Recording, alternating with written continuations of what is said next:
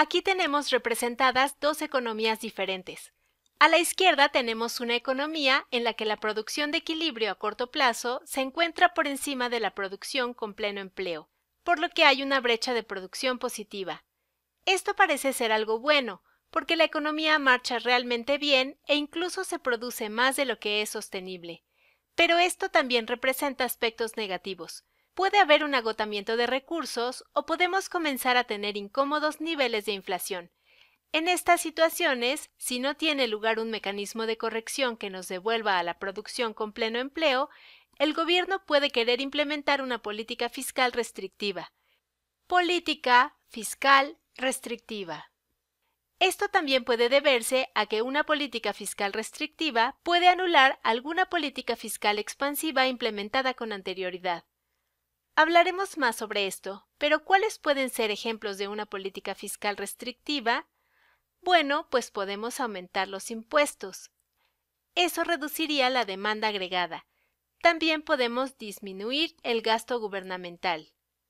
Y si te estás preguntando qué pasaría entonces con estas curvas, la respuesta es que la curva de demanda agregada se desplazaría hacia la izquierda, porque el objetivo es volver a nuestro equilibrio a largo plazo. Entonces llegamos a esta curva de demanda agregada, DA2, por medio de una política fiscal restrictiva. Ahora bien, a la derecha tenemos el escenario opuesto. Aquí tenemos una brecha de producción negativa, también conocida como brecha recesiva. Los gobiernos tienden a ponerse más nerviosos con las brechas recesivas, porque entonces la gente está sin trabajo y las cosas no marchan bien. En estas situaciones, si no tiene lugar un correcto mecanismo de corrección, el gobierno puede querer implementar una política fiscal expansiva. Vamos a escribirlo. Política fiscal expansiva. El objetivo sería desplazar esta curva de demanda agregada hacia la derecha. Luciría más o menos así, para volver a nuestro nivel de producción con pleno empleo. Esta sería la demanda agregada 2, DA2. ¿Y cuáles son algunos ejemplos de una política fiscal expansiva? Bueno, pues va a ser lo opuesto. Entonces podríamos disminuir los impuestos o aumentar el gasto gubernamental. Pero concentrémonos en esto, las políticas expansivas, y profundicemos un poco en las cifras. Supongamos que tenemos una economía en la que nuestra propensión marginal al consumo, PMGC, es 0.75. Vamos a escribirlo.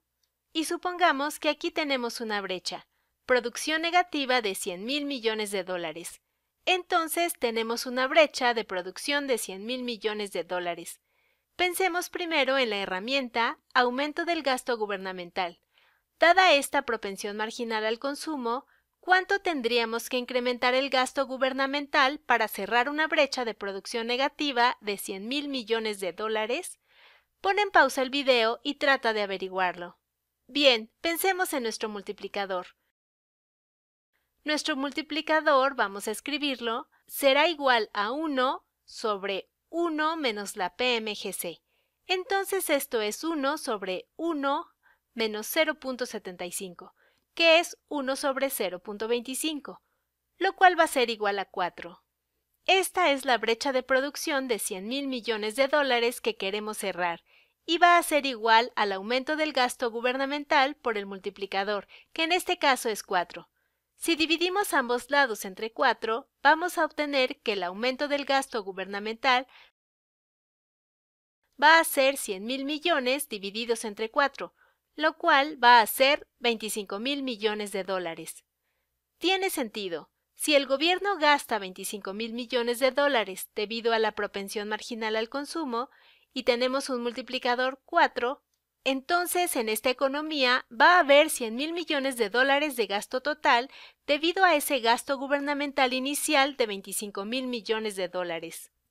Pero, ¿qué sucede si en cambio el gobierno quiere cerrar la brecha mediante la disminución de los impuestos? ¿Qué cantidad necesitaría disminuir? Para cerrar esta brecha de producción, vamos a tomar como base este modelo muy simplificado. Bien, aquí tenemos que analizar el multiplicador fiscal. Nuestro multiplicador fiscal es igual a la propensión marginal al consumo por el multiplicador. Vamos a escribirlo.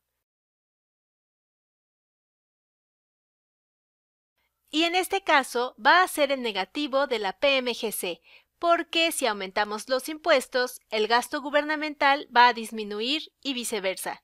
Entonces esto va a ser igual a menos 0.75 por 4, que es igual a menos 3.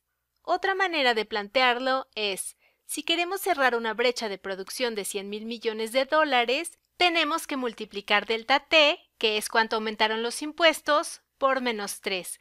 Y para obtener delta T, dividimos ambos lados entre menos 3. Entonces, delta T es igual a 100,000 millones de dólares dividido entre menos 3, lo cual es aproximadamente menos 33,000 millones de dólares. Una vez más, ¿por qué es un número negativo? Bueno, pues porque delta T es el aumento de los impuestos, y si es negativo significa que los impuestos disminuyeron en 33,000 millones de dólares.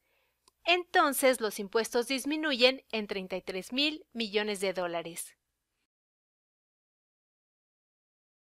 Ahora bien, aquí podemos ver un par de cosas interesantes, además de la mecánica y las cifras. Observa que este número y este número no son iguales. Es un error común pensar que deberían ser iguales, porque estamos tratando de cerrar la misma brecha, pero no es así. En general, si damos por sentado todo lo que hemos asumido para cerrar la misma brecha de producción, tendremos que cambiar los impuestos por más de lo que tendríamos que cambiar el gasto gubernamental. Nos vemos en el próximo video.